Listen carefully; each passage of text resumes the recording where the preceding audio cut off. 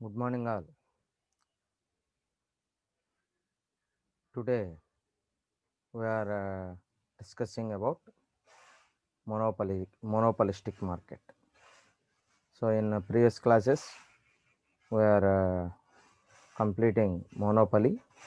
So, under monopoly, we are discussing definitions of monopoly and features of monopoly and the types of monopoly and price output determination under monopoly. Okay, we are going to discuss all these things. Now, today we are going to second category in imperfect competition market. There are three types of imperfect competition markets are there. One is monopoly, second one is monopolistic, and third one is oligopoly. So already we are completing monopoly. Then second one is monopolistic market or monopolistic competition.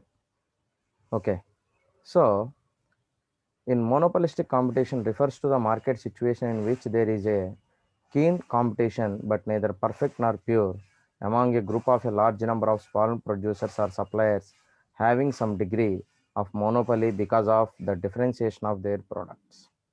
ఏమంటున్నాడండి, monopolistic కాంపిటీషన్లో market situation అనేది ఎలా ఉంటుంది అంటే in which there is a keen competition but neither perfect nor pure.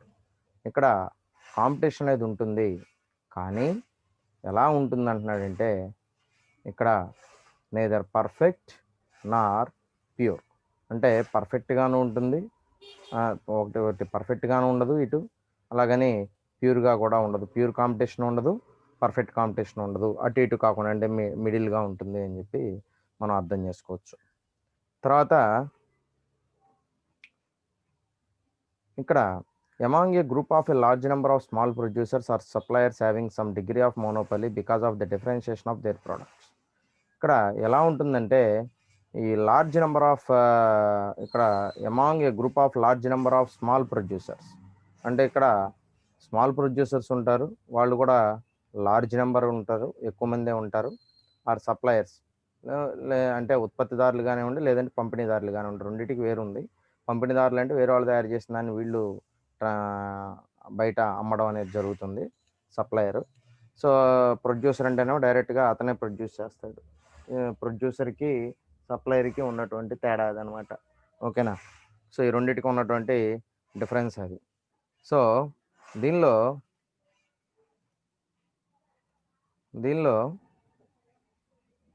Suppliers having some degree of monopoly because of the differentiation of their products. ఓకేనా? So దీనిలో ఎలా ఉంటుందంటే some degree of monopoly because of the differentiation of their products. So ఇక్కడ ఒక degree of monopoly అనేది కూడా ఉంటుంది because of the differentiation of their products. దీనివల్ల ప్రోడక్ట్కి మధ్య డిఫరెన్స్ అనేది ఉంటుంది ఇక్కడ. అర్థమైందా? సో ఇక్కడ ఏమని చెప్పాం, అంతకుముందు మోనోపలీలో ఎలా ఉంటుందని చెప్పాం, మోనోపలీలో కొంచెం డిఫరెన్స్ ఉంటుందని చెప్పుకున్నాం. ఇక్కడ కూడా ప్రోడక్ట్ అనే దానికి డిఫరెన్సియేషన్ ఉంటుంది. ఓకేనా? సో అంటే ఇప్పుడు ఎలా ఉంటుందనంటే ఇప్పుడు పర్ఫెక్ట్ కాంపిటీషన్లోనేమో హోమోజీనియస్, రెండు ప్రోడక్ట్లు ఒకే రకంగా ఉంటాయి. అంటే ఏ అనే వ్యక్తి ప్రోడక్ట్, బి అనే వ్యక్తి అమ్మే ప్రోడక్ట్ ఒకేలా ఉంటాయి. కానీ ఇక్కడికి వచ్చేటప్పటికి పర్ఫెక్ట్ ఈ మోనోపలిస్టిక్లో ఇక్కడ ఏం చెబుతున్నాం, సో రెండు ప్రోడక్ట్లు డిఫరెన్షియేషన్ ఉంటుంది. అంటే ఒకదానికి కొంచెం డిఫర్ అవ్వచ్చు, లేదంటే ఎక్కువ డిఫరెన్స్ కూడా ఉండొచ్చు. అంటే ఇలా అనేం లేదు. Thus, we can say that monopolistic competition or imperfect competition is a mixture of competition and a certain degree of monopoly. దీంట్లో ఎలా ఉంటుందనంటే కాంపిటీషన్ ఉంటుంది ప్లస్ మోనోపలి, రెండింటి యొక్క కాంబినేషనే మోనోపలిస్టిక్. అంటే మోనోపలీలోనేమో కాంపిటీషన్ ఉండదు.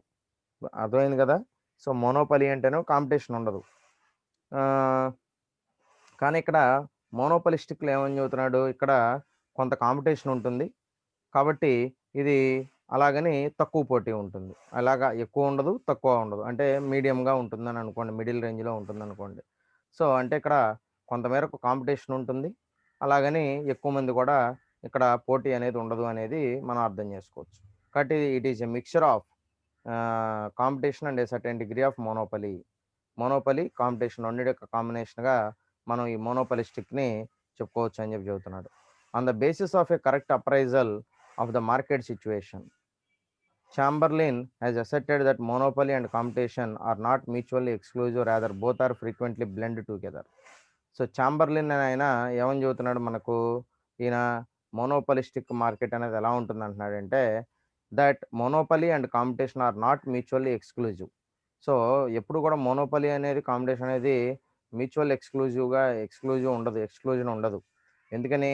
Both are frequently blend together. ఈ రెండు కూడా ఎప్పుడు బ్లెండెడ్ అయి ఉంటాయి. అంటే ఏంటి? కలిసే ఉంటాయి. రెండు పక్క పక్కనే ఉంటాయి కాబట్టి. ఎందుకంటే ఇక్కడ కాంపిటీషను, మోనోపలీ. మోనోపలీ అనేది ఏమో ఒక టైప్‌లో మనం చెప్పుకుంటే, కాంపిటీషన్ అనేది అంటే మీకు చెప్పాను. నిన్న కూడా ఏమని చెప్పాము? మోనోపలీ అనేది ప్యూర్ మోనోపలీ ఎక్కడా ఉండదు. చాలా అరుదుగా ఉంటుంది. తక్కువ మార్కెట్‌లో. ఎంతో కొంత పోటీ అనేది ఉంటుంది. కాతే ఎక్కువ మంది ఉండకపోవచ్చు. తక్కువ మంది ఉండొచ్చు కానివ్వండి. పోటీ అనేది మాత్రం ఖచ్చితంగా మార్కెట్‌లో ఎంతో కొంత ఉంటుంది. కంప్లీట్‌గా లేకుండా ఉండదు. కాబట్టి ప్యూర్ మోనోపలీ అనేది పాసిబుల్ అవ్వదు అంటాడు. కానీ ప్యూర్ మోనోపలీ అనేది గనక జరిగింది అనంటే దానివల్ల మనకు ఇబ్బంది. మనకే కస్టమర్‌కే ఇబ్బంది. అందుకని గవర్నమెంట్ కూడా ఏం చేస్తుంది? ప్యూర్ మోనోపలీ ఉండనివ్వదు. అర్థమైందా? సో, ఎంతవరకు అనేది కొంత రిస్ట్రిక్షన్స్ అనేది మెయింటైన్ చేస్తారు. అర్థమైందా? కాబట్టి ప్యూర్ మోనోపలీ అనేది ఎక్కువ కాలం ఉంటే ఏమవుతుందంటే, అందుకనే గవర్నమెంట్ కూడా ఏం చేసింది? ఎవరైనా కష్టపడి మందు కనిపెడితే దానికి ఒక 10 ఏళ్లే ఇచ్చారు. ఓకేనా? సో, అదే మనం అనుకోవచ్చు. ఆ 10 ఏళ్ల తర్వాత ఇంకేముంటుందండి అని అనుకోవచ్చు. ఎందుకంటే ఇప్పటికి పారాసెటమాల్ ఇప్పటికే వాడుతున్నాం. పారాసెటమాల్ కనిపెట్టి కొన్ని వందల సంవత్సరాలయింది. కానీ ఇప్పటికి వాడుతున్నామా లేదా? అది ఎవరో ఒకళ్ళు కనిపెట్టారు. వాళ్ళు ఒక 10 ఏళ్ల పాటు వాళ్ళే తయారు చేసి అమ్మారు. తర్వాత ఇప్పుడు అది రకరకాల కంపెనీలు తయారు చేస్తున్నాయి. సో, అంటే అది ఓపెన్‌లోకి రాకపోతే ఇవాల్టికి మనం పారాసెటమాల్ వాడకుండా ఉండట్లేదు గదా!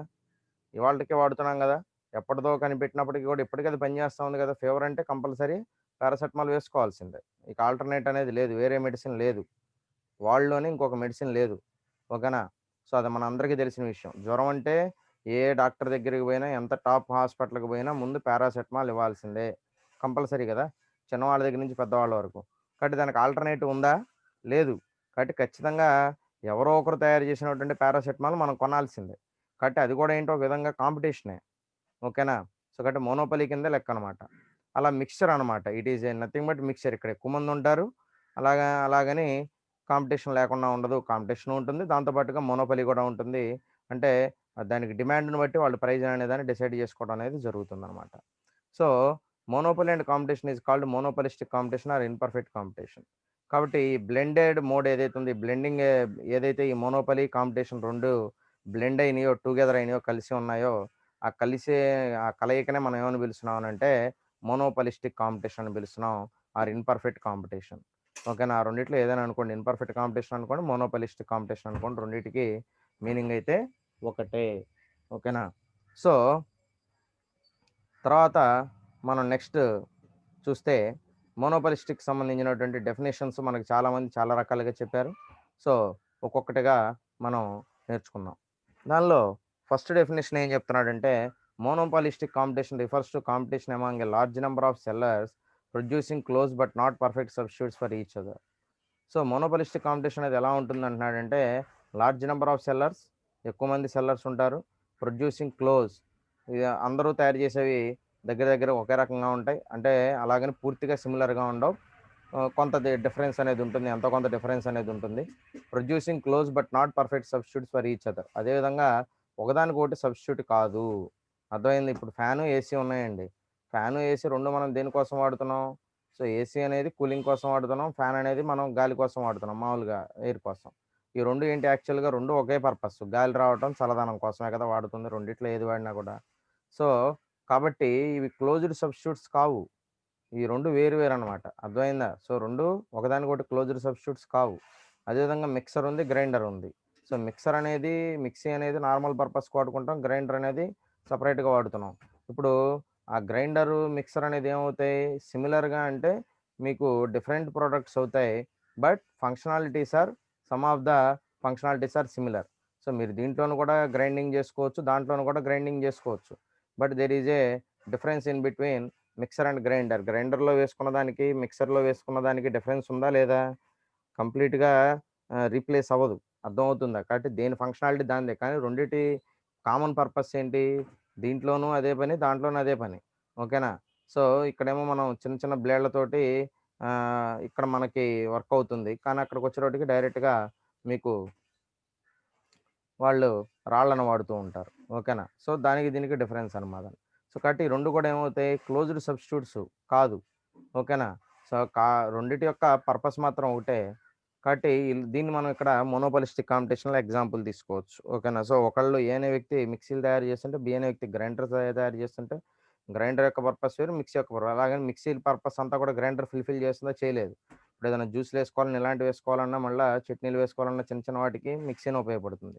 ఇక్కడ పెద్దవాటికి క్వాంటిటీ ఎక్కువ ఉన్న వాటికి మనం దాని బదులు ఈ గ్రైండర్‌ని వాడుకోవడం అనేది జరుగుతుందనమాట. ఓకేనా? సో, ఇప్పుడు ఇవి మనం ఇట్లా ఎగ్జాంపుల్‌గా చెప్పుకోవచ్చు. ఇది మోనోపోలిస్టిక్ కాంపిటీషన్‌కి ఎగ్జాంపుల్‌గా. So, second one according to professor Lerner, the condition of imperfect competition arises when a seller has to face the following demand curve. ఓకేనా? So, the condition of imperfect competition arises when a seller has to face the following demand curve. ఎప్పుడు మనం imperfect competition అనేది ఎప్పుడొస్తుంది అంటున్నాడంటే, when a seller has to face the following demand curve. ఎప్పుడైతే మనకి demand curve అనేది డౌన్‌వార్డ్‌కి slope అవుతుందో, కిందకి డౌన్ అవుతూ ఉంటుందో, అప్పుడు మనకి ఈ ఇన్‌పర్ఫెక్ట్ కాంపిటీషన్ అనేది అరైజ్ అవుతుంది. అప్పుడు ఈ మోనోపొలీ గాని, మోనోపోలిస్టిక్ గాని ఇవన్నీ గూడా మనకు అరైజ్ అవుతాయని జెప్పి అంటున్నాడు. తర్వాత third one according to professor J M Mehta. So, professor J K Mehta ప్రకారం according to professor J K Mehta, it has been more fully realised that every case of exchange is a case of what may be called partial monopoly and partial monopoly is looked at from the other side a case of imperfect competition. There is a blending of both competition element and monopoly element in each situation. So, JK Mehta ప్రకారం ఏమంటున్నాడంటే, దీంట్లో it has been more fully realised that every case of exchange is a case of what may be called partial monopoly. So, ఇక్కడ మనకు ఏదైనా మనం గనక తీసుకుంటే fully realised that every case of exchange అంటే ఎక్కడ ఏ ఎక్స్చేంజ్ జరిగినా కూడా is a case of what may be called partial monopoly. Exchange ఏం జరిగినా కూడా అంటే ఒక వస్తువు ఒకళ్ళ దగ్గర నుంచి ఇంకోళ్ళకి వెళ్ళింది అని అంటే ఆయన ఏమంటున్నాడంటే it will be called as partial monopoly and partial monopoly is looked at from the other side a case of imperfect competition. దాన్ని మనం ఇక్కడ ఇన్పర్ఫెక్ట్ కాంపిటీషన్గా చెప్పుకోవచ్చు. There is a blending of both competition element and monopoly element in each situation. కాబట్టి మన దైనందిన జీవితంలో మనం కొనే ప్రతి వస్తువులోనూ మనం చేసేటటువంటి ప్రతి ఎక్స్చేంజ్లో అంటే మనం డబ్బులు ఇచ్చి వస్తువు కొనుక్కున్నాం, దీన్ని మనం ఇక్కడ ఎక్స్చేంజ్ అంటున్నాం. సో, ఆ ఎక్స్చేంజ్ జరిగేటప్పుడు ప్రతిసారి ఇక్కడ బ్లెండింగ్ మోడ్‌లోనే జరుగుతుంది. ఆ బ్లెండింగ్ మోడ్ ఏంటంటే, బ్లెండింగ్ అంటే ఏం లేదండి. రెండిటిని కలపడాన్ని మనం బ్లెండింగ్ అంటున్నాం. అంటే 2 డిఫరెంట్ కాన్సెప్ట్స్‌ని మనం కలిపి చెప్పడాన్ని మనం బ్లెండింగ్ అంటున్నాం. ఇప్పుడు సపోజ్ ఆన్‌లైన్, ఆఫ్‌లైన్ మోడ్ అంటున్నాం. ఇప్పుడు ఎడ్యుకేషన్. సో, అంటే ఆన్‌లైన్‌లో కొంత, ఆఫ్‌లైన్‌లో కొంత. ఇప్పుడు మనకేమవుతుంది బ్లెండింగ్ మోడ్ అవుతుంది. ఇది బ్లెండెడ్ మోడ్. అంటే ఆన్‌లైన్‌లో ఇప్పుడు మనం చెప్పేదంతా కూడా ఆన్‌లైన్ డిజిటల్ అదే మనం టెక్నాలజీని వాడుకు చెప్తున్నాం. రేపు మళ్ళా కాలేజెస్ రీఓపెన్ అయిన తర్వాత మళ్ళా మనం ఆఫ్‌లైన్‌లో అంటే మనం డైరెక్ట్ మళ్ళీ వన్ టు వన్ టీచింగ్ జరుగుతుంది. ఇప్పుడు వన్ టు వన్ టీచింగ్ జరగట్లేదు. ఓకేనా? సో, కాబట్టి ఇది బ్లెండెడ్ మోడ్. అంటే ఆన్‌లైన్, ఆఫ్‌లైన్ 2 కలిపి మనం బ్లెండెడ్ మోడ్‌లో మనం ఇప్పుడు ఎడ్యుకేషన్ సిస్టమ్ అనేది రన్ అవుతా ఉంది. ఓకేనా? సో, ఇదనమాట బ్లెండెడ్ మోడ్ అంటే. So, A blending of both competition element and monopoly element in each situation. కాబట్టి మనకి జరిగే ఎక్స్‌చేంజ్ జరిగే ప్రతి సందర్భంలోనూ కూడా అక్కడ కాంపిటీషన్ ఉంటుంది. దాంతో పాటుగా మోనోపలీ కూడా ఉంటుంది కాబట్టి it is blended mode. That blended mode is nothing but monopolistic competition. తర్వాత according to professor Leftwich. Okay. So, professor Leftwich ప్రకారం ఏమంటున్నాడంటే, monopolistic competition or imperfect competition is that condition of industrial market in which a particular commodity of one seller creates an idea of difference from that of the other sellers in the minds of the consumers. So, according to professor Leftwich ఆయన ప్రకారం ఏం చెబుతున్నాడంటే, monopolistic competition or imperfect competition is that condition of industrial market in which a particular commodity of one seller creates an idea of difference from that of the other sellers in the minds of the consumers. So, ఈ monopolistic competition అనేది ఒక కండిషన్‌గా చెప్పుకుంటే గనక in industrial market in which ఎ ఒక particular కమోడిటీని తీసుకున్నప్పుడు one seller creates an idea of difference from that of the other sellers. ఒక సెల్లర్‌కి, ఇంకొక సెల్లర్‌కి మధ్య ఐడియాస్ అనేవి డిఫరెంట్‌గా రావచ్చు. సో, ఒక ఒకళ్ళు తయారు చేసే ప్రోడక్ట్‌కి ఆల్టర్‌నేటివ్‌గా ఇంకొకళ్ళు వేరే ప్రోడక్ట్‌ని తయారు చేయొచ్చు కొత్త ఆలోచనతోటి. సో, అదే గదా! ఇప్పుడు ఫస్ట్ మిక్సీ వచ్చింది. గ్రైండర్ వచ్చింది. గ్రైండర్ నుంచి మిక్సీ అనే ఐడియా వచ్చుండొచ్చు. లేకపోతే మిక్సీ కనిపెట్టిన తర్వాత గ్రైండర్ అనే ఐడియా ఉండొచ్చు. What ever it may be. So, ఇప్పుడు గ్రైండర్ అనే దానికి రావడానికి థాట్ ఏంటి? ఎక్కడి నుంచి? మన ట్రెడిషనల్. మనకి ఇదివరకు రోళ్ళు అవి ఉండేవి కాబట్టి వాటిని చూసే ఐడియా వచ్చింది వాళ్ళకి గూడా. సేమ్ అదే కదా ఆర్కిటెక్చర్. కాకపోతే అక్కడ మనం పత్రం మనం తిప్పే బదులు అక్కడ మెషిన్ తిప్పుతుంది. దానికి ఒక మోటార్ సెట్ చేశారు. మిగతా ఐడియా అంతా కూడా ఎక్కడి నుంచి వచ్చింది? కామన్‌గా మన ట్రెడిషన్ నుంచే వచ్చింది. అంతే కదా! మన ట్రెడిషన్‌లో నుంచే వచ్చింది గ్రైండర్ అనేది. కదా! కంప్లీట్‌గా మన ట్రెడిషన్ నుంచే వచ్చింది. ఎలా? సో, దానికి కూడా అలాగే సేమ్ రోల్‌లాగా తయారు చేశారు. దానికి ఏం చేస్తారు? పత్రాన్ని బిగిస్తారు. ఆ పత్రానికి మోటార్ తోటి కనెక్షన్ చేసి పెడితే ఆటోమేటిక్‌గా అది కిందది మోటార్ కాదు కదా! పత్రం కాదు కదా! కిందదే తిరుగుతా ఉంటుంది. బాటమే తిరుగుతా ఉంటుంది. సారీ. సో, బాటమ్ తిరగడానికి ఏర్పాటు చేశారు. సో, అప్పుడు ఆ పత్రం దాంట్లో పెడుతున్నాం. బాటమ్ అలానే ఉంటుంది. ఆ చెయ్యి పెట్టకుండా తిరగడానికి ఏం చేశారు? మధ్యలో ఒక ప్లాస్టిక్‌ది రో అడ్డం పెడతారు దాంట్లోనే. సో, అది అలా ఫిక్స్ చేసి ఉండటం వల్ల ఏమవుతుంది ఆటోమేటిక్‌గా మీకు చక్కగా పిండనేది నలిగిపోతుండదని మనం చేత్తో పట్టుకునే పని లేకుండానే ఆటోమేటిక్‌గా పిండనేది ఆ పత్రం కిందకెళ్తా ఉంటుంది. మళ్ళీ వస్తా ఉంటుంది. మళ్ళీ పత్రం కిందకే వెళ్తా ఉంటుంది. అంటే ఇది ఎక్కడి నుంచొచ్చింది? మనం చేయబెట్టుకొని ఎట్లయితే మనం ఎట్లా నెట్టుకుంటామో అదే సిస్టమ్‌ని ఫాలో అయ్యి అక్కడ ఒక ప్లాస్టిక్ హ్యాండిల్‌ని పెట్టారు. పెడితే అది ఆ పని చేస్తుందనమాట. అంటే ఇదంతా కూడా ఎక్కడి నుంచొచ్చింది? ట్రెడిషనల్ నుంచే. సో, ఈ థాటు ఎవరికో ఒకళ్ళకొచ్చింది. అంటే అది గ్రైండర్ అనేది కనిపెట్టడానికి ఆ థాట్ అతనికొచ్చింది. వచ్చింది. దాన్ని ఇంప్లిమెంట్ చేశాడు. సక్సెస్ అయ్యాడు. Now we are using that ah, element. ఓకేనా? That product. ఆ ప్రొడక్ట్ మనం అందరం గూడా ఇవాళ హ్యాపీగా వాడుకుంటున్నాం. సో, అంటే ఇది అందరికన్నా డిఫరెంట్‌గా ఆలోచించబట్టే కదా! సో, మనం ఇలా ఎందుకు చేయకూడదు? మాన్యువల్‌గా జరుగుతా ఉన్నది. ఈ మాన్యువల్‌ని మనం మనం మెషిన్ తోటి రన్ చేయలేమనే ఒక ఆలోచనొచ్చింది. వెంటనే దాని మీద వాళ్ళు రిసర్చ్ స్టార్ట్ చేశారు. Then he will be success. ఓకేనా? సో, ఆలోచన వచ్చింది. దాన్ని ఇంప్లిమెంట్ చేయడంలో సక్సెస్ అయ్యారు. Now we are all using that grinders. Okay. So, అదనమాట. సో, ఇవన్నీ కూడా మనకి రియల్ టైమ్ ఎగ్జాంపుల్సేనండి. ఎక్కడెక్కడో ఉండవు. మనం జాగ్రత్తగా గమనిస్తే ఇవన్నీ మనకి మన కాన్సెప్ట్స్‌లో నుంచే వస్తూ ఉంటాయి. కాబట్టి ఇవన్నీ గుర్తుపెట్టుకోండి examples. So, now characteristics are main features of monopolistic competition. So, మనం ఇప్పుడు క్యారెక్టరిస్టిక్స్, మెయిన్ ఫీచర్స్ ఏంటనేది చూద్దాం మోనోపోలిస్టిక్ కాంపిటీషన్ గురించి. దానిలో first one less number of buyers and sellers. ఇక్కడ less number of buyers and sellers అని చెప్తున్నాడు. అంటే అమ్మేవాళ్ళు, కొనేవాళ్ళు తక్కువగానే ఉంటున్నారని చెప్తున్నాడు. In this market neither buyers nor sellers are too many as under perfect competition or there is only one seller as under monopoly. కాతే ఇక్కడ కొంతమేరకు ఎక్కువ ఉంటారు. అంటే ఇక్కడ మామూలుగా అయితే మోనోపలీలో ఎలా ఉంటారంటే ఒక్కళ్ళు మాత్రమే ఉంటాడు సెల్లరు. కానీ ఇక్కడ అలా కాదండి. ఇంకొంచెం ఎక్కువ మంది ఉంటారు. It is a situation in between. ఎప్పుడూ కొనేవాళ్ళు ఎప్పుడూ కూడా ఎక్కువే ఉండొచ్చండి. కొనేవాళ్ళు ఎంతమంది ఉన్నా మనకి ఇబ్బంది లేదు. కానీ ఇక్కడ మనం అమ్మేవాళ్ళ గురించే మనం మాట్లాడుతున్నాం. గుర్తుపెట్టుకోండి. ఎందుకని? ఇదంతా కూడా మనం అమ్మేవాళ్ళ మధ్యనే పోటీ ఉంటుంది. కొనేవాడి మధ్య పోటీ ఎక్కువేం ఉండదు. మాక్సిమం ఉండదు. ఎక్కువ శాతం ఉండదు. కానీ అమ్మేవాడి మధ్యనే పోటీ ఉంటుంది. కొనేవాడు ఎప్పుడు పోటీ పడతాడు? మార్కెట్‌లో డిమాండ్ ఎక్కువుండి అంటే ఆ వస్తువు కోసం అందరూ ఎగబడుతుంటే ఒకేసారి అది తక్కువ ప్రొడక్షన్ ఉంటే అప్పుడు ఎగబడతారు కదా! అప్పుడు కొనేవాడికి మధ్య పోటీ వస్తుంది. మిగతా ఏ సందర్భంలో కూడా కొనేవాడు ఎప్పుడు కూడా పోటీ పడ్డ అంత అవసరం లేదు కదా! సో, అదనమాట. So, mostly it is a situation in between every producer for his produced commodity has some special buyers. ఇక్కడ ప్రతి ఒక్క ఉత్పత్తిదారుడు గూడా ఏమని ఆలోచిస్తాడంటే, తను ఒక వస్తువుని తయారు చేసేటప్పుడు దాంట్లో ఏదో ఒక స్పెషాలిటీ ఉండాలి. అంటే ఏదో ఒక కస్టమర్‌ని టార్గెట్ చేసుకొనొస్తాడు. అంటే ఇప్పుడిక్కడ మీకిది ఈ పాయింట్ అర్థం కావాలంటే నేనిక్కడ కస్టమర్స్ ఎన్ని రకాలుగా ఉంటారో మనం చూసుకోవాలి. కస్టమర్స్ మనకెలా ఉంటదంటే ఇక్కడ ఫస్ట్ మనం చిల్డ్రన్ అంటే చిన్న పిల్లలనమాట. అంటే ఎప్పటి వరకు ప్రైమరీ ఎలిమెంటరీ సెక్షన్ అంతా ఉంది కదా! ఎలిమెంటరీ సెక్షన్ అంతా కూడా మీకు పిల్లలవుతుంది. సో, అక్కడి నుంచి అదొక గ్రూప్ అనమాట. అంటే వాళ్ళని బేస్ చేసుకొని తయారు చేసేవి కొన్నుంటాయి ప్రొడక్ట్స్. దాని తర్వాత అక్కడి నుంచి టీనేజ్ వరకు ఒక గ్రూప్‌గా తీసుకుంటే వాళ్ళకు తయారు చేసే వస్తువులు సెపరేట్‌గా ఉంటాయి. వాళ్ళు వాడే ప్రొడక్ట్స్ సెపరేట్‌గా ఉంటాయి. ఓకేనా. ఇప్పుడు చిన్నప్పుడున్నారు. చిన్నప్పుడే స్టార్టింగ్‌లో మనం ఏం చేస్తాం దానికి స్లేట్ పెన్ వాడతారు. బలపం వాడతాం. సో, అది ఆ స్టేజ్ అయిపోతుంది. ఆ స్టేజ్ అయిపోయిన తర్వాత పెన్నులు, పుస్తకాల దగ్గరికి ఎంటర్ అవుతున్నారు. అట్లా స్టేజ్ బై స్టేజ్. తర్వాత టీనేజర్స్‌ని టార్గెట్ చేసుకొని కొన్నుంటాయి. టీనేజర్స్ తర్వాత మిడిల్ ఏజ్ వాళ్ళకి ఉపయోగపడే వస్తువులు కొన్నుంటాయి. తర్వాత ఓల్డ్ ఏజ్ పీపుల్ అంటే ఇక ముసలివాళ్ళయిన తర్వాత వాళ్ళని ఉపయోగించే ప్రొడక్ట్స్ కొన్నుంటాయి. అంటే ఒక్కో ప్రొడక్ట్ ఒక్కొక్క ఏజ్ గ్రూప్‌ని టార్గెట్ చేసుకొని ఉంటుంది. ఓకేనా.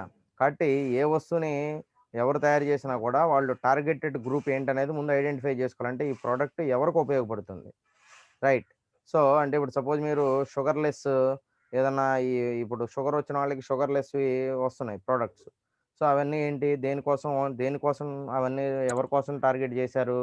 ఎవరికైతే డయాబెటీస్ ఉందో, ఎవరైతే షుగర్ పేషెంట్స్ ఉన్నారో, సో వాళ్ళ కోసం అవి తయారు చేశారు. అంటే అది వాళ్ళకే ఉపయోగపడుతుంది, ఇంక మిగతా వాళ్ళకి అవసరం లేదు కదా, అలాగనమాట. సో ఇలా కొన్ని స్పెషల్ పర్పస్ ఉంటాయి. సో అది ఒక పర్టికులర్ గ్రూప్ని టార్గెట్ చేసుకుని చేసామన్నమాట. Every consumer and seller can influence demand and supply in the market. కాబట్టి ఇక్కడ ప్రతి ఒక్క కన్జ్యూమర్ కూడా మార్కెట్లో సప్లై మీద, డిమాండ్ మీద ఏదో ఒక రకంగా తన యొక్క ఇన్ఫ్లుయెన్స్ అనేదాన్ని ఏ, చూపి అతను చూపించడం అనేది జరుగుతుంది. అతని యొక్క ఇన్ఫ్లుయెన్స్ అనేది ఖచ్చితంగా సప్లై మీద, డిమాండ్ మీద, రెండిటి మీద కూడా ఖచ్చితంగా ఉంటుంది అని చెప్పి చెప్తా ఉన్నాడు. తర్వాత second point, difference in the quality and shape of the goods. Second point ఏం చెప్తున్నాడంటే difference in the quality and shape of the goods. దానిలో although the commodities produced by different producers can serve as perfect substitutes to those produced by others. So ఇక్కడ ఏమంటున్నాడంటే although the commodities produced by different producers, అంటే ఇక్కడ ఒక్కొక్క వస్తువుని ఒక్కొక్కళ్ళు రకరకాలుగా తయారు చేయడం అనేది జరుగుతూ ఉంటుంది. Produced by different producers can serve as perfect substitutes. కాబట్టి వాటిని మనం ఇక్కడ సబ్స్టిట్యూట్ మనం పర్ఫెక్ట్ సబ్స్టిట్యూట్స్గా మనం చెప్పుకోవచ్చు.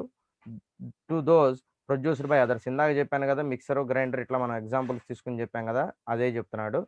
సో వాటి యొక్క అంటే ఇప్పుడు మనం ఇక్కడ ఎలా ఉంటుందంటే they are different in colour, form, packing, design, name etcetera. ఎలా ఉంటుంది డిఫరెన్సియేషన్ అనేది? కలర్ డిఫరెన్స్ ఉండొచ్చు, ఫామ్ అంటే వాటి యొక్క రూపం డిఫరెంట్గా ఉండొచ్చు, ప్యాకింగ్ వాటి యొక్క ప్యాకింగ్ అనేది డిఫరెంట్గా ఉండొచ్చు, లేదంటే డిజైన్ డిఫరెంట్గా ఉండొచ్చు, లేదంటే నేమ్ డిఫరెంట్గా ఉండొచ్చు. So there is a product differentiation in the market. అంటే ఒకళ్ళు తయారు చేసినటువంటి ప్రోడక్ట్కి ఇంకోళ్ళు తయారు చేసిన ప్రోడక్ట్కి డిఫరెన్సెస్ అనేది ఏ రకాలుగా ఉండొచ్చు అనేది వాళ్ళే చెప్తున్నారు ఇక్కడ. ఒకటి కలర్‌లో గాని, లేదంటే ఫార్మ్‌లో గాని, లేదంటే ప్యాకింగ్‌లో గాని, లేకపోతే డిజైన్‌లో గాని, లేకపోతే నేమ్‌లో గాని. Whatever it may be. Okay. So, వీటిల్లో ఏదో ఒక డిఫరెన్స్ అనేది ఉండొచ్చు. Quality and shape of the goods అంటే వేరే వాళ్ళు ఇచ్చే ప్రొడక్ట్ క్వాలిటీకి, మనం ఇచ్చే క్వాలిటీకి డిఫరెన్స్ ఉండొచ్చు. వేరే వాళ్ళ ప్రొడక్ట్‌కి, మన ప్రొడక్ట్‌కి షేప్‌లో డిఫరెన్స్ ఉండొచ్చు. ఇట్లా ఏదో ఒక రూపంలో అనమాట. అది ఇక్కడ ఉంటుంది అని చెప్పి చెప్తా ఉన్నాడు. తర్వాత third one, lakh of knowledge on the part of consumers. So third characteristic ఏం చెప్తున్నాడు feature, lakh of knowledge on the part of consumers.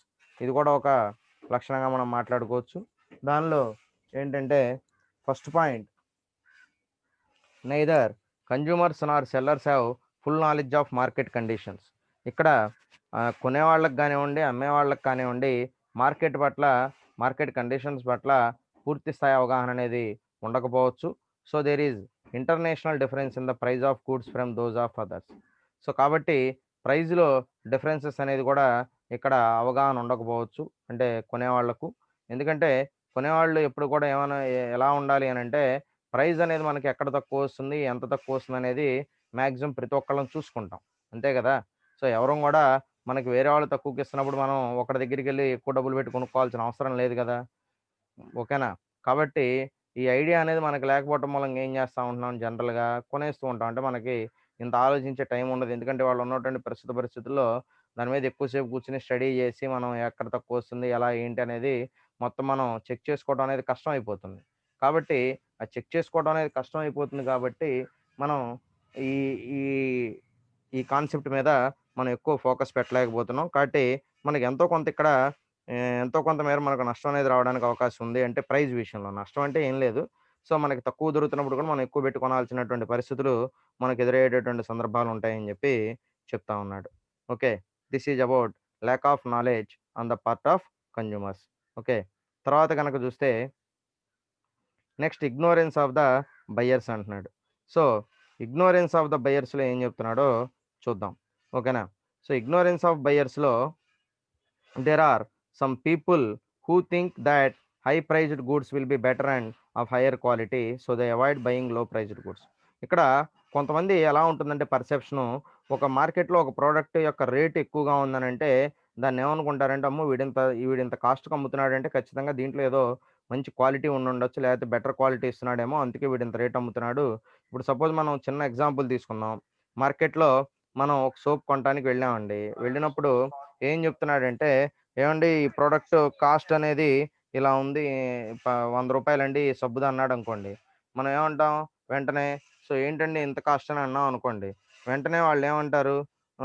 వెంటనే "ఏవండీ ఇది దీంట్లో మంచి క్వాలిటీ ఉంటుందండి. సో, అందుకనే ఇంత కాస్ట్ పెట్టారంటాం." మనం గూడా ఏమనుకుంటాం అప్పుడు? నిజమేనేమో! నిజంగానే ఇంత కాస్ట్ ఉంటుందేమో! ఇది మంచి క్వాలిటీ ఉన్న ప్రొడక్ట్ అనుకుంటా. అందుకే ఇంత కాస్ట్ అమ్ముతున్నాడు. ఎందుకంటే మార్కెట్‌లో ఎవరు అమ్మనటువంటి ప్రైస్‌కి వాడు అమ్ముతున్నాడంటే, మరి దాంట్లో ఎంతో కొంత క్వాలిటీ ఉండబట్టే కదా! అంత ప్రైస్‌కి అమ్ముతున్నారు. లేకపోతే కొనేవాళ్ళు కొనరు కదా! లేదు ఒకసారి మోసం చేసినా కూడా వాడు కొంటున్నారని చెప్పి ఫస్ట్ టైమ్ కొంటారు. రెండోసారి కొంటారా? క్వాలిటీ లేకపోతే ఇప్పుడు రూ. 100 తగ్గటువంటి విలువ ఆ వస్తువు చేయలేదనుకోండి. ఎవరైనా కొంటారా? కొనరు. ఓకేనా? కాబట్టి సో, దే అవాయిడ్ బయింగ్ లో ప్రైస్డ్ గూడ్స్. అప్పుడు ఏం చేస్తారు వాళ్ళు? వాళ్ళ పర్సెప్షన్ ఎలా ఉంటుంది? ఈ ప్రొడక్ట్ బావుంటుంది. హై ప్రైస్ కాబట్టి ఇదే కొందాం అని చెప్పి అప్పుడు తక్కువ ధరకొచ్చేటువంటి వాటిని, తక్కువ కాస్ట్‌కొచ్చేటువంటి వాటిని కొనకుండా ఎక్కువ కాస్ట్‌కొచ్చే వాటిని కొనటం అనేది జరుగుతుంది. ఇది కూడా ఒక లక్షణంగా మనం చెప్పుకోవచ్చు దీనికి సంబంధించి. తర్వాత differences in the establishment of industry. Okay. So, differences in the establishment of industry. దాని గురించి కూడా చూద్దాం. Differences in the establishment of ఇండస్ట్రీలో. In the imperfect competitive market there is neither freedom of entry or exit as is under perfect competition nor there is perfect control as in monopoly, but there are some restrictions on the entry of industry only. ఏం చెబుతున్నాడు ఇక్కడ? In the imperfect competition మార్కెట్‌లో there is neither freedom of entry or exit as is under perfect competition. ఎలా ఉంటుందంటే entry గానివ్వండి, exit గానివ్వండి, ఈ imperfect competition మార్కెట్‌లో ఎలాగైనా మనం ఎంట్రీ అవ్వచ్చు, ఎలాగైనా ఎగ్జిట్ అవ్వచ్చు. ఆహ్, తర్వాత nor there is perfect control as in monopoly. ఎందుకంటే మోనోపలీలో మాత్రం కంట్రోల్ ఉంటుంది. చెప్పాను కదా! మోనోపలీ వరకు మాత్రం ఎంట్రీ అనేది మాత్రం ఖచ్చితంగా రిస్ట్రిక్షన్స్ ఉంటాయి. ఓకేనా? మిగతా వాటిలో ఎక్కడ కూడా మనకి రిస్ట్రిక్షన్స్ అనేవి ఉండవు. But there are some restrictions on the entry of industry. చెప్పాను కదా! మోనోపలీ ఒక్కటి పక్కన పెడితే మిగతా అన్నిట్లో కూడా ఎంట్రీ, ఎగ్జిట్ అనే దానికి మనకు పెద్దగా కండిషన్స్ ఏమి ఉండవు. కానీ ఒక్క మోనోపలీలో మాత్రమే మనకి ఎంట్రీకి, ఎగ్జిట్ అనేది ఎలా నీకు కావాలంటే బయటికెళ్ళిపోవచ్చు ఎగ్జిట్. కానీ ఎంట్రీ అనేది మాత్రం ఖచ్చితంగా రిస్ట్రిక్షన్ ఉంటుంది. ఓకేనా? అదే చెప్తున్నాడు చూడండి. సో,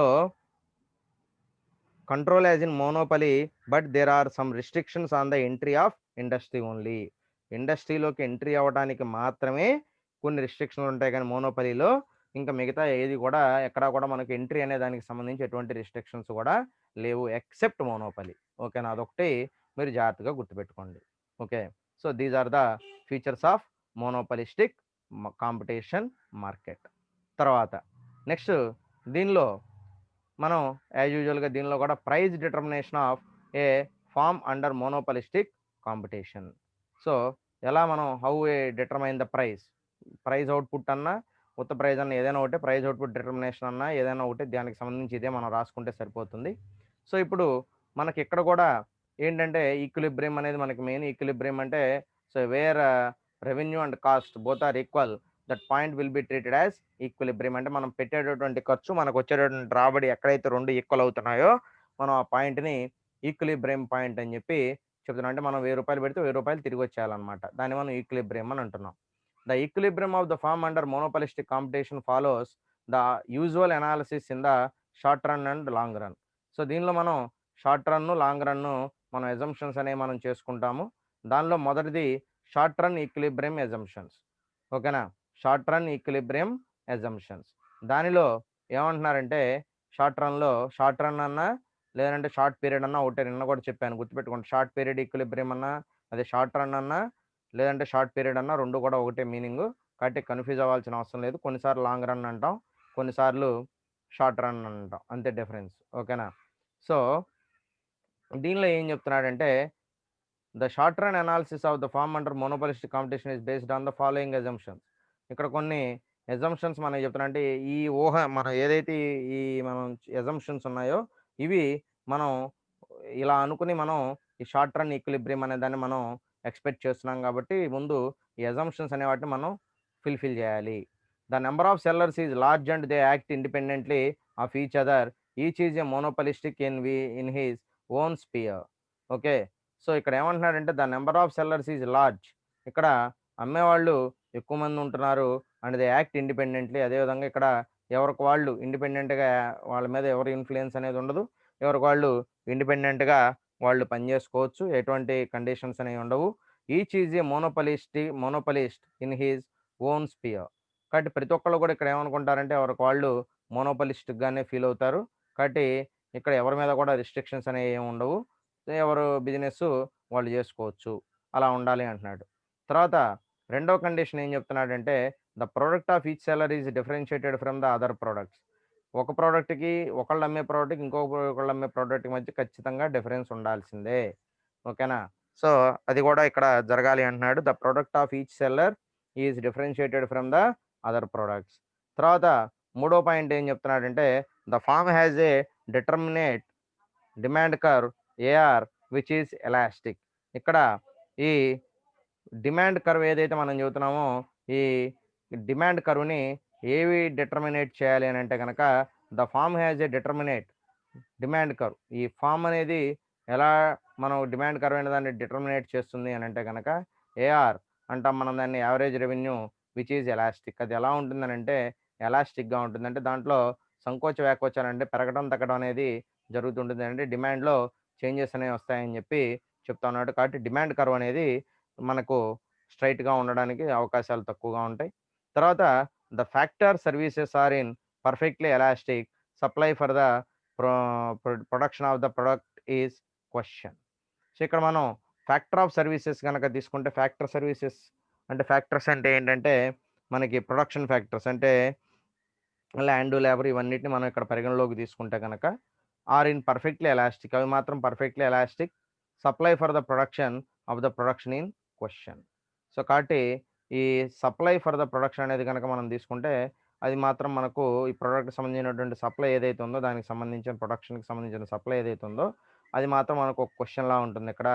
సో, ఎందుకంటే మనకి ఇక్కడ కొంత యాంబిగ్యూటీ అనేది ఉంటుంది. ఎందుకనంటే మనం ఎలా ముందుకెళ్ళాలి? మనకి డిమాండ్ ఎలా ఉంటుంది? సో, వేరే వాళ్ళు ఎలా పోటీ ఉంటుందనేది ఇదంతా కూడా కొంచెం ఇక్కడ అందుకే ఇన్‌పర్ఫెక్ట్ అన్నారంటే దీంట్లో పర్ఫెక్ట్‌నెస్ ఉండదు. సో, ఎలా ఉంటుంది ఏంటనేది ఎప్పుడు ఎలా ఉంటుందనేది మనకు తెలీదు. కన్జ్యూమర్ మైండ్‌ని బట్టి ఇది మారిపోతూ ఉంటుంది కాబట్టి మనం ఎక్స్‌పెక్ట్ చేయలేము. అది ఇక్కడ ప్రాబ్లము. అందుకనే క్వెషన్ మార్క్ లాగా చెప్తున్నాడు. తర్వాత the short run cost curves of each firm differ from each other.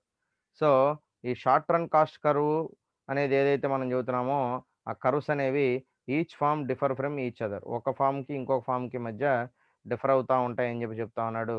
అదేవిధంగా no new firms enter the industry. ఇక్కడ మాక్సిమం ఈ కొత్త వాళ్ళు ఎవరు కూడా ఎంటర్ కావట్లేదు అని అనుకోవాలంటే ఇది జరుగుతుంది కానివ్వండి. మన అజంప్షన్ మాత్రమే. అందుకని అజంప్షన్స్ అన్నాం. No new firms enter in the industry. అంటే కొత్త వాళ్ళు ఎవరు ఎంటర్ అవ్వకుండా ఉంటే మనం ఈ షార్ట్ రన్ ఈక్విలిబ్రియం అనేదాన్ని మనం ఏదైతే చెబుతున్నామో అది మనం ప్రూవ్ చేయడానికి అవకాశం ఉండదు. లేదు ఈ మధ్యలో ఏదైనా కొత్త ఫార్మ్స్ ఎంటర్ అయితే గనక మనం అనుకున్నటువంటి షార్ట్ రన్ ఈక్విలిబ్రియం అనేది ఫెయిల్ అయిపోతుంది. కాబట్టి ఈ అజంప్షన్స్ అన్నీ మనకు ఫుల్‌ఫిల్ అయితేనే మనం దాన్ని ముందుకు వెళ్ళడానికి అవకాశం ఉంటుంది. కాబట్టి అదొకటి మనం జాగ్రత్తగా చూడాలి. ఓకేనా? తర్వాత చూడండి. నెక్స్ట్ ఏం చెప్తున్నాడు?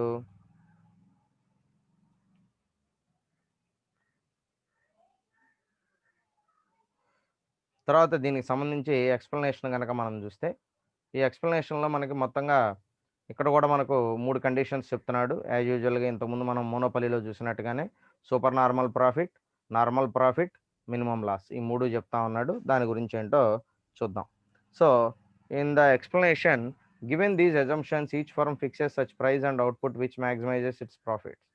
సో, ఏ సంస్థ అయినా కూడా తన యొక్క తన వస్తువు యొక్క ధరను ఏ విధంగా ఎందుకు ఎలా నిర్ణయిస్తుందనంటే వాళ్ళకి అయ్యే ఖర్చు కన్నా ఎక్కువగా ఉండేటట్టుగా వాళ్ళు వస్తువు యొక్క ధరని నిర్ణయిస్తారు. ఎందుకంటే ప్రాఫిట్ కోసమే ఎవరైనా వ్యాపారం చేస్తారు కాబట్టి, ఆ ప్రాఫిట్ అనేది ఎలా వస్తుందనేది చూసుకోవడానికి ప్రతి ఒక్కళ్ళు కూడా ఇక్కడ చూసుకుంటారు. దానికి అనుగుణంగానే ప్రైస్‌ని డిటర్మైన్ చేయటం జరుగుతుంది. So, the equilibrium price and output is determined at a point where the short run marginal cost curve cuts the marginal revenue curve from below. ఇక్కడ కూడా as usual short run marginal cost curve అనేది marginal revenue కర్వ్‌ని దానికన్నా బిలోలోనే cut అవ్వాలి అంటున్నాడు ఇంతకు ముందులాగానే. So, since cost differ in the short run a firm with lower unit cost will be earning only normal profits. So, ఇక్కడ మనము చూస్తే గనక since cost differ in the short run. So, short రన్‌లో costs ఏదైతే differ అవుతా ఉన్నాయో అంటే కాస్ట్‌లో ఎక్కడైతే డిఫరెన్స్ వస్తా ఉందో a firm with lower unit cost అప్పుడు మనకు లోయర్ యూనిట్ కాస్ట్ అనేది మనకు పడుతుంది కాబట్టి will be earning only normal profits. అప్పుడు నార్మల్ ప్రాఫిట్స్ మాత్రమే ఎర్న్ చేయడానికి అవకాశం ఉంటుంది అని చెప్పి చెప్తా ఉన్నాడు. In case it is able to cover just the average variable cost it incurs losses. ఇది కేవలం యావరేజ్ రెవెన్యూ కాస్ట్‌ని గనక రీచ్ అయితే అప్పుడు మనకు లాసెస్ అనేది రావడం జరుగుతుంది. అది మనం మూడో కండిషన్‌గా చెప్పుకుంటూ ఉన్నాం. ఓకేనా? సో, ఇప్పుడు మనం కండిషన్స్ వైస్‌గా చూసుకుంటే ఇక్కడ మనం ఈ ఫస్ట్‌ది ఏ అనుకోండి, రెండోది బి అనుకోండి, మూడోది సి అనుకోండి. డయాగ్రామ్‌కి నేమ్స్ ఇచ్చాము. Figure one A, figure one B, figure one C. ఈ 3 డిఫరెంట్‌గా చూసుకుంటే ఫస్ట్‌ది సూపర్ నార్మల్ ప్రాఫిట్, రెండోది నార్మల్ ప్రాఫిట్, మూడోది మినిమమ్ లాస్. ఇక్కడ చూడండి ఇంతకుముందు లాగానే ఈ ఎంఆర్ కర్వ్ అనేది ఈ మార్జినల్ కాస్ట్ అంటే కాస్ట్ కర్వ్ అనేది ఎంఆర్ కర్వ్ కన్నా బిలోలోనే ఉన్నప్పుడే కట్ అయింది. ఇది కూడా తక్కువగానే ఉంది. కాబట్టి ఇక్కడ కట్ అయింది. This is the equilibrium point. And what is the price of the product is O P C or క్యూబీ.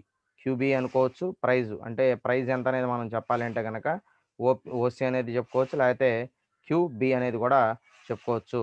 తర్వాత అవుట్పుట్ క్వాంటిటీ అనేది ఓక్యూగా మనం చెప్పుకుంటే, ఎస్ఎంసీ అనేదేమో షార్ట్ రన్ మార్జినల్ కాస్ట్ అనేది చెప్పుకుంటే, తర్వాత ఎస్ఏసి అనేది షార్ట్ రన్ యావరేజ్ కర్వ్ అనేది చెప్పుకుంటే, ఇక్కడ డిమాండ్ ఆర్ ఏఆర్ అంటే యావరేజ్ రెవెన్యూ డిమాండ్ 2 ఒకే కర్వ్ మీద తీసుకుంటే కనుక, సో ఇవన్నీ మనం తీసుకుంటే ఈ బి అనే పాయింట్ ఏదైతే ఉందో ఈ బి అనే పాయింట్ ఇది మనం ఏబి ఈ బి అనేది ఒకటి కట్ అయింది ఇక్కడ. సో ఏబి అనేది ఈ రీజన్ ఏదైతే ఉందో ఈ రీజన్ మనం సూపర్ నార్మల్ ప్రాఫిట్ రీజన్గా మనం చెప్పుకోవచ్చు. ఓకేనా?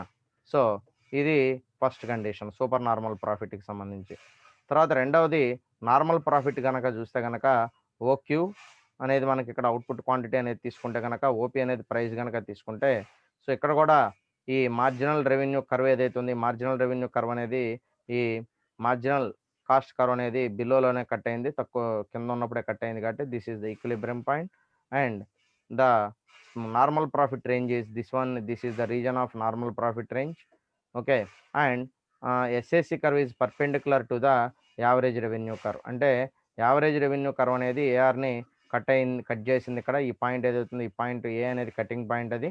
సో, ఆ పాయింట్ దగ్గర ఎలా ఉంటుందనంటే యావరేజ్ కాస్ట్ కర్వ్ అనేది perpendicular to the average revenue curve. Average revenue కర్వ్‌కి పర్పెండిక్యులర్‌గా ఉంటుంది.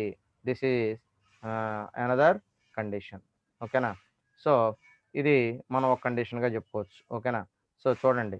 సో ఎంఆర్ కర్వ్ అనేదాన్ని ఎంసీ కర్వ్, ఎంఆర్ అనే కర్వ్ దాన్ని బిలోలోనే కట్ చేసింది. ఎంఆర్ కన్నా తక్కువలో ఉన్నప్పుడే కట్ అయింది. రెండవ కండిషన్ ఏం చెప్తున్నాడు ఇక్కడ నార్మల్ ప్రాఫిట్‌లో షార్ట్ రన్ యావరేజ్ కాస్ట్ అంటే యావరేజ్ కాస్ట్ కర్వ్ అనేది ఏఆర్ కర్వ్‌కి పర్పెండిక్యులర్‌గా ఉంటుంది. And in certain point on point A it will be touches the A R curve that is the intersecting point. And M R curve is intersecting MC curve at the point of E. So this point is called as equilibrium point, and the region in between A and E, this is the region called as normal profit region. And the price of the product is O, P or QA. Both are there, both are same. And the price of the product is nothing but OPR QA. You have to take any one, there is no problem at all. Then next one OQ. So OQ is third category minimum loss in this category. So it is also OQ is the output, and OP and OC are the both are two different prices. Different levels of prices, and this is the region called as minimum loss region. Why? So MR curve first condition is satisfied. MR curve is cutting MC curve below of the MR curve. So the point E is called as equilibrium point. And second point you have to consider the problem is AR curve. ఏదైతే ఉంది ఇక్కడ మనం AR curve తీసుకుంటే this is the AR curve, and AR curve is cutting AC or touching AC curve above the AR. Okay. So that means AR curve కన్నా ఎక్కువైపోయింది కాబట్టి ఇక్కడ అంటే ఏఆర్కి దాటి వెళ్ళిపోయింది ఏవిస్ అనేది అంటే యావరేజ్ వేరియబుల్ కాస్ట్ అంటాం. ఇది షార్ట్ రన్ యావరేజ్ కాస్ట్ అంటాం. సో ఇది ఎస్ఎంసీ అనేది ఏమో షార్ట్ రన్ మార్జినల్ కాస్ట్ అంటాం.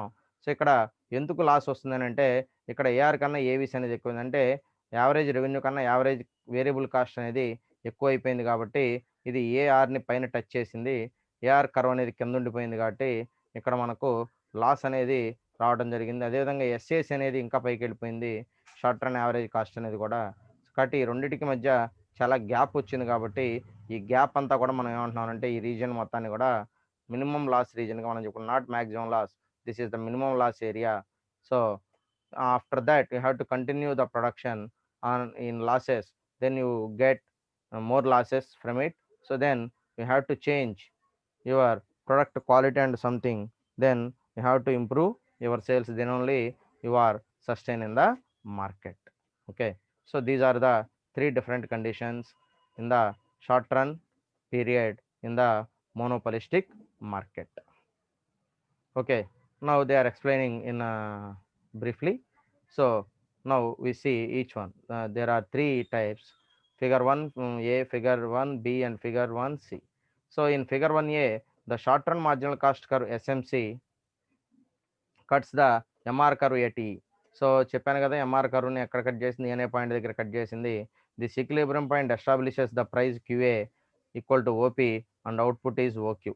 సో ఇక్కడ మనం ఈక్విలిబ్రియం పాయింట్ అనేది మనం తీసుకుంటే కనుక ప్రైస్ అనేది తీసుకుంటే ఇందాక చెప్పాను కదా, క్యూఏ కానీ లేదంటే ఓపీ లేదా అనేది తీసుకోవచ్చు, లేదా అవుట్పుట్ అనేది ఓక్యూగా తీసుకోవచ్చు. As a result the firm and super normal profits represented by the shaded area PABC. So మనం ఈ ప్రాఫిట్ ఏరియాగా మనం ఏది చెప్పుకోవచ్చు అంటే ఇక్కడ పిఏబిసి అంటే ఈ రీజన్ పిఏబిసి, ఈ రీజన్ ఏదైతే ఉందో ఈ రీజన్ని మనం సూపర్ నార్మల్ ప్రాఫిట్ ఏరియాగా చెప్పుకోవచ్చు. తర్వాత second category figure 1b indicates the same equilibrium. Sorry, so ఇక్కడ మనం తీసుకుంటే కనుక figure 1b indicates the same equilibrium point of price and output, but in this case the firm just covers the short run average unit cost as represented by the tangency of demand curve D and the short run average unit cost curves SP, SAC at A, it earns normal profits. So ఇందాక చెప్పుకున్నాం కదా మనం, so ఈ normal profit కింద మనం చెప్పుకోవచ్చు. So అది మనం ఇక్కడ డిమాండ్ కర్వ్ తర్వాత యావరేజ్ రెవెన్యూ కర్వ్ రెండు కూడా ఈక్వల్ అయినాయి. సో ఇది ఇక్కడ చూడండి, so demand curve and AR, D for demand and AR both are same, so both are cut at a point. Okay, so then figure 1c shows a situation where the firm is not able to cover its short run average unit cost and therefore incur losses. Price set by the equality of SMC and MR curve sheet QA, which covers only the average variable cost. So figure 1c shows a situation where the firm is not able to cover its short run average unit cost and therefore incurs losses. కాబట్టి loss అనేది రావడం జరిగింది. Price set by the equality of SMC and MR curves in is QA, which covers only the average variable cost. Okay, so today we are discussing what is a monopolistic market and what are the features of monopolistic market. Under this we are completing short run price output determination. Okay, so and then the tangency of demand curve D and the average variable cost curve A we see at A makes it is shutdown point. ఓకేనా, so ఇక్కడ మనకు ఇది shut down point అంటున్నాడు. ఓకేనా, ఏ అనేది ఇక్కడ shut down పాయింట్గా చెప్తున్నాడు, కంటిన్యూషనే. సో షార్ట్ రన్కి ఏ అనేది ఏమని చెబుతున్నాడు అంటే A is nothing but this is the point is shut down point. అంటే ఇక్కడ మనం మార్కెట్లోంచి బయటకు వెళ్ళిపోవాల్సి వస్తుంది. ఎందుకంటే ఇక ఈ పాయింట్ దాటి మనం ఈ పాయింట్ని క్రాస్ చేసి మనం వెళ్ళాలి అని అంటే కనుక వెళితే మనకు ఖచ్చితంగా లాస్ అనేది వస్తుంది అని చెప్పి చెప్తున్నాడు. ఇక అక్కడి నుంచి మనం ఏం చేయలేం, ఎందుకంటే ఇక ఈ పాయింట్ దాటింది అని అంటే కనుక ఖచ్చితంగా మనకు లాస్ వచ్చేస్తుంది. కాబట్టి ఇక ఆ పాయింట్ని మనం దాటి బయటికి వెళ్ళామనంటే ఇంకా మనం తీవ్రంగా నష్టపోతాం. కాబట్టి ఏ అనే పాయింట్ అనేది మనం షట్ డౌన్ పాయింట్గా చెప్పుకోవచ్చు. అదే చెప్తున్నాడు ఇక్కడ. ఓకేనా, that is shut down point. Then it will have to stop further production. కాబట్టి అక్కడ మనం ప్రొడక్షన్ అనేది దాన్ని ఆపేసేయాలి. However, at this price, the firm will incur losses equal to the area CBAP during the short run in the hope of lowering its cost in the long run. కాబట్టి మనం long రన్లో ఇంకేదన్నా చేయడానికి అవకాశం ఉందని hope ఉంటే మనం ముందుకు వెళ్ళొచ్చు, లేకపోతే లేదు. It is not essential that during the short run all firms change identical prices and produces the same quantity as you have shown above. కాబట్టి మనం పైన చెప్పుకున్నట్టుగా ఎలాగోలా మనం ముందుకెళ్ళాలి అంటే గనక అలాగే లాస్ట్‌లో ముందుకెళ్ళొచ్చు. నేను తట్టుకుంటానండి అంటే ముందుకెళ్ళొచ్చు. నమ్మకం ఉంటే గనక నీకు లాంగ్ రన్‌లో నీకేదైనా కాస్ట్ తగ్గుతుంది, ప్రాఫిట్ పెరుగుతుంది అనుకుంటే ముందుకెళ్ళొచ్చు. లేకపోతే ఇంక మనం చేయగలిగిందేమి లేదు. This is to simplify our geometrical presentation. There being product differentiation, identify of prices and quantities cannot be expected. కాబట్టి ఇక్కడ మనం ప్రైజెస్ ఎలా ఉంటాయి, క్వాంటిటీస్ ఎలా ఉంటాయి, తర్వాత ఎలా మనం ముందుకెళ్తాం అనే దాని మీద మనకొక ఎక్స్‌పెక్టేషన్ అనేది మనం ఎక్స్‌పెక్ట్ చేయలేం. ఎందుకంటే లాస్‌లో ఉన్నప్పుడు మనం ఏం ఎక్స్‌పెక్ట్ చేస్తాం? ఏం చేయలేం గదా! Each firm acts in accordance with its own short run cost and equates its S M C curve with the M R curve. కాబట్టి ప్రతి ఒక్కళ్ళు కూడా ఏమనుకుంటారంటే ప్రతి ఫర్మ్ గూడా ఎస్ఎంసీ, ఎంఆర్ అనేది 2 కూడా ఈక్వల్ అవ్వాలి అని అనుకుంటారు. ప్రతి ఒక్కళ్ళు కూడా షార్ట్ రన్‌లో. However this does not mean that the firm fixes a very different price from the other producers. కాబట్టి ఇక్కడ మనం వేరే వాళ్ళకి, మనకి ఎక్కడ మనం డిఫరెన్స్ చూపించుకోవాలి అనంటే ప్ర ప్రైస్ విషయంలో మనం డిఫరెన్స్ చూయించుకోవాలి. ఎందుకంటే మనం మార్కెట్‌లో తీవ్రమైన పోటీ ఉన్నప్పుడు ఖచ్చితంగా మనం ప్రైస్‌ని తగ్గించుకోవాలి. దానికోసంగా మనం ఏం చేయాలంటే కాస్ట్ ఆఫ్ ప్రొడక్షన్ తగ్గించుకోవాలి. అది మన చేతుల్లో ఉంది కాబట్టి, అది నువ్వు చేసుకోగలిగితే నీకు లాస్ తగ్గుతుంది, ప్రాఫిట్ పెరుగుతుంది. ఒకవేళ అది నువ్వు ఫెయిల్ అయ్యావంటే గనక నీకు మళ్ళా లాసే వస్తుంది కాబట్టి, ఇంక మనం చేయగలిగింది ఏమి ఉండదు. Since its products has close substitutes. ఎప్పుడు మనకు మార్కెట్‌లో మన ప్రొడక్ట్‌కి సంబంధించినటువంటి క్లోజ్ సబ్స్టిట్యూట్స్ ఉండి, its price will have to approximate to the prices of the other firms producing a similar product. ఇదెప్పుడు మనలాంటి ప్రొడక్టే వేరే వాళ్ళు తయారు చేసి మన ప్రొడక్ట్‌కి వాళ్ళ ప్రొడక్ట్‌కి సబ్స్టిట్యూట్ అయితే గనక, అటువంటి సిట్యుయేషన్‌లోనే మనం ఈ ప్రైస్ అనేది మనకొక టూల్‌గా ఉపయోగపడుతుంది. అంటే ప్రైస్ అనేది మనకొక ఆహ్, అడ్వాంటేజ్ అవుతుంది. కాబట్టి ఆ టైంలో నువ్వు ప్రైస్ మీద ఏదన్నా ఫోకస్ చేయగలిగితే then you will be succeeded. Otherwise you will shut down or exit from the market. Okay. So, that's it.